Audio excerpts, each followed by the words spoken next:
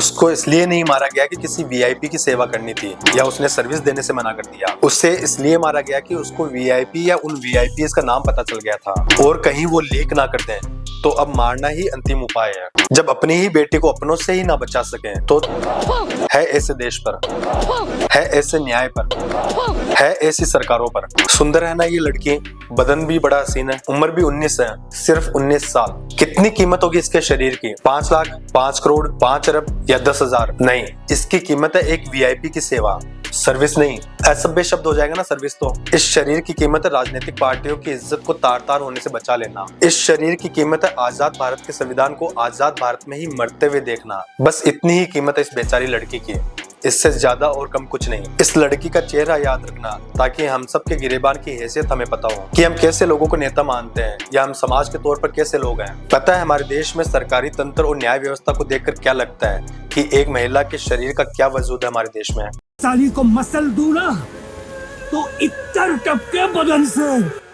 बेचारी अंकिता का केस अब न्याय का नहीं रहा है, ये केस अब सरकार वर्सेस सरकार का बन चुका है, जहां उसे अब ये तय करना है कि सरकार को बचाना है कि अंकिता को न्याय दिलाना है। क्योंकि अब दोनों में से एक ही चीज हो सकती है, या तो अंकिता की अस्मिता बिकेगी या किसी वीआईपी का चेहरा खुलेगा। लेकिन इससे पहले आप सबसे एक सवाल कि एक लड़की की आजादी का सबसे उच्चतम स्तर क्या है? एक लड़की भरे बाजार में बिना कपड़ों के खुले बदन में भी घूमे तो भी वो सर्विस या शरीर के सुख का न्योता नहीं देती। बस इतना ही सच है। 2012 में निर्भया ने हवस की रोड का खुला खेल देखा, इस देश ने बवरी कांड भी झेला। 2025 में उन्नाव की बेटी को सड़कों पर से उठा लिया गया और 2026 में अंकिता भंडारी ने हवस का वीआईपी न्याय देखा। ये नंगा न्याय देश में रुके भी कैसे? जब कोई विधानसभा में रेप को एंजॉय करने का बोलता हो और स्पीकर साहब ठहाके लगाते हो, कभी विधानसभा में पोर्न देखी जाती है खुलेआम, कभी मुख्यमंत्री कहती है कि लड़की रात को ना निकले, उसकी सुरक्षा उसके हाथ में है, कोई मंत्री कहता है कि ये तो मर्दों का प्रदेश है। तो इन सब के बाद में अंकिता भंडारी को न्याय मिले भी कैसे जब कोई वीआईपी बेटी से बड़ा हो जाए? कि किसी वीआईपी का नाम सामने आ गया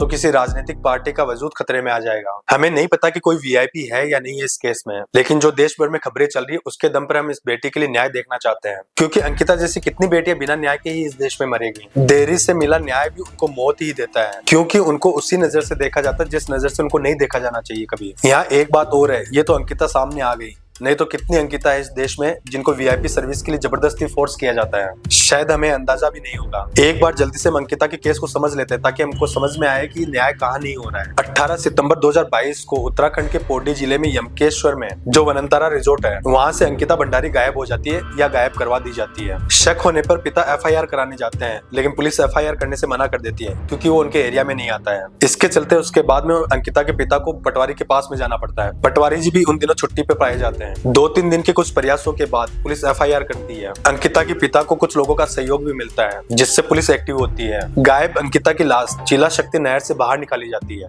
मतलब अंकिता गायब नहीं हुई थी, गायब की गई थी। रिजोर्ट के मालिक पुलकित आर्या को, जो बीजेपी नेता विनोद आर्या का बेटा है, इसके साथ अंकित गुप्ता और सौरभ भास्कर को पुलिस गिरफ्तार कर लेती है। 23 सितंबर को कथित रूप से किसी एमएलए के कहने पर उस रिसोर्ट पर बुलडोजर चलवा दी जाती है। 24 सितंबर को उस रिसोर्ट में आग लगा दी जाती है और कहा जाता है कि गुस्से में आई जनता ने आग लगा दी, जबकि जनता कहती है कि हमने कोई आग नहीं लगाई। इन तीनों को जेल होने के बाद भी वहाँ आंदोलन चलते रहे ताकि वो बेल पर ना आ जाए और आखिर में मई 2025 में इन तीनों को उम्र कैद की सजा सुनाई जाती है। इसके बाद लगा कि न्याय मिला, न्याय हुआ, लेकिन सिर्फ 7 महीने बाद ही फिर से ये मामला देश में वीआईपी बन जाता है। वो कैसे? अब समझो। सबसे बड़ी गवाही पीड़िता की होती है और वो खुद है अंकिता भंडारी, जो आज इस दुनिया में नहीं है, लेकिन उसके आखिरी शब्द ये थे। वो मतलब एक्स्ट्रा सर्विस की डिमांड की गई थी कुछ वीआईपी गेस्ट के लिए, उन्हें मैं फंस गई। यानी कि किसी वीआईपी की सेवा करनी है, ये आखिरी शब्द थे उसके। अब सवाल ये उठता है कि पुष्पदीप की बात क्यों मानी जाए। मैं वोट अबाउटरी के कई उदाहरण दे सकता हूँ, लेकिन वो कोई मायने नहीं रखते हैं। पहला, अंकिता और पुष्पदीप की व्हाट्सएप चैट।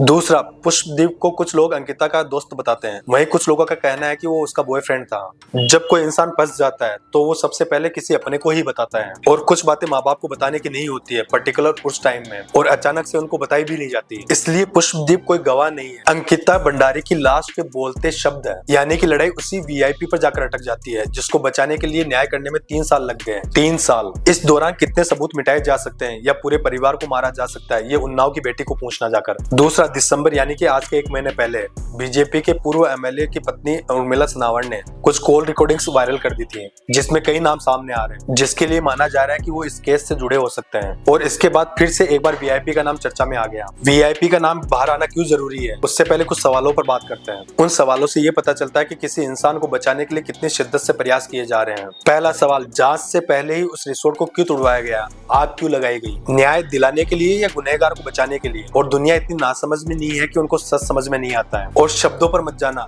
शब्द ही खेल है गुनाह को बचाने के लिए, न्याय को अन्याय में बदलने के लिए, अन्याय को न्याय में बदलने के लिए। शब्द ही खेल है, क्योंकि रिसोर्ट को तोड़वाना कोई न्याय की नीयत नहीं थी, ये सबूत मिटाने की बात भी होती है। दूसरा सवाल, अभी तक सीबीआई की जांच क्यों नहीं बैठाई, जबकि इसके लिए बहुत मांग की जा रही है कि सीबीआई की जांच बैठाई जाए। और वैसे भी सीबीआई की जांच से इस देश में हो भी किया जाता है। आज तक कितने न्याय हुए सीबीआई की जांच से। उल्टा सीबीआई की जांचों ने न सिर्फ न्याय को धीमा किया है बल्कि उसको मारने का काम भी किया है, क्योंकि देरी से किया गया न्याय मारने के समान ही होता है। तीसरा और सबसे इम्पोर्टेंट सवाल, उत्तराखंड पुलिस ने जो भी चार्जशीट बनाई थी उसमें से अंकिता और पुष्पदीप की व्हाट्सएप चैट से वीआईपी का डिस्कशन क्यों डिलीट किया गया और पूरा ध्यान इस बात पर लगा दिया गया कि ये तीनों लड़के ही गुनहगार हैं। इसमें वीआईपी जैसा कुछ था ही नहीं कि कोई वहां पर वीआईपी आ रहा था या नहीं। वीआईपी का चार्जशीट में नाम ही नहीं आया तो केस बनेगा भी कैसे। पहला अन्याय तो अंकिता के साथ यही हुआ। चार्जशीट में अंकिता के रूम की फोरेंसिक रिपोर्ट भी अटैच नहीं थी, सीसीटीवी फुटेज नहीं थे क्योंकि होटल के कैमरा ही काम नहीं कर रहे थे। दुनिया का सबसे घटिया सरकारी बहाना, क्योंकि इससे सारा केस अपने आप ही कमजोर हो जाता है। अंकिता का रूम तुरंत तोड़वा दिया गया, होटल के स्टाफ के मोबाइल फोन सीज नहीं किए गए ताकि और डिटेल पता चलती, ताकि और गहराई से इस केस को देखा जा सकता था। अधूरी जानकारी, एक तरफा सबूत इकट्ठे करना,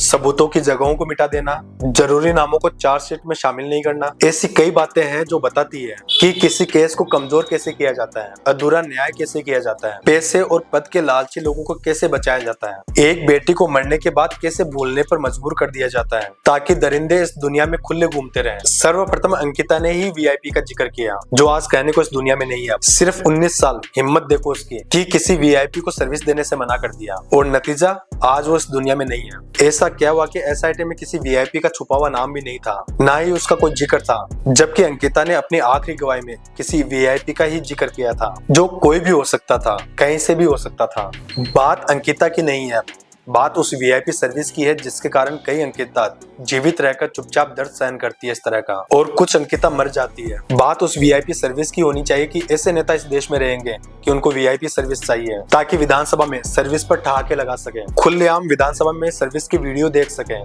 बात उस वीआईपी सर्विस की भी होनी चाहिए जहाँ 19 साल की लड़की को नोच कर नहीं खा पाए तो उसको जान से मार दिया ताकि नाम उजागर ना करते। सही कहते हैं कि बंद कमरों की बात वहीं दफन हो जाती है और कभी न्याय नहीं कर पाती है। अंकिता का सच और न्याय उसकी लाश के साथ ही चला गया। बाकी की लड़ाई तो अब बेकार है क्योंकि सिस्टम ही बेकार है हमारा। यदि इसमें कोई वीआईपी है तो उसका नाम इसलिए बाहर आना जरूरी है कि कल को कोई और अंकिता भंडारी ना बने या किसी लड़की को जबरदस्ती एक्स्ट्रा सर्विस के लिए फोर्स ना किया जाए, उसके दिमाग में एक्स्ट्रा सर्विस जैसी बातों को ना घुसाया जाए, लड़की के दिमाग को सर्विस के नाम पर प्रोस्टिट्यूशन की गुलामी की ओर ना धकेल दिया जाए। वैसे भी हमारे देश में एक अलग ही रिवाज है कि केस को इतना लंबा खींच दो कि वो अपने आप में ही मर जाए और इस 20-10 अंकिता भंडारी मर जाए एक्स्ट्रा सर्विस के चलते हैं, और फिर भी न्याय नहीं मिलता क्योंकि नेता और वीआईपी सर्विस का खेल इतना ही है कि छोटा नेता बड़े नेता को खुश करने में लगा है और वो बड़ा नेता और किसी बड़े नेता को खुश करने में लगा है। और इस दुनिया की सबसे बड़ी खुशी एक ही बन गई है कि घुटने जवाब देते हैं, लेकिन अंकिता को न्याय नहीं मिलना चाहिए। अगर इसमें हमारी जान भी जाती है ना तो हमें कोई वो नहीं है।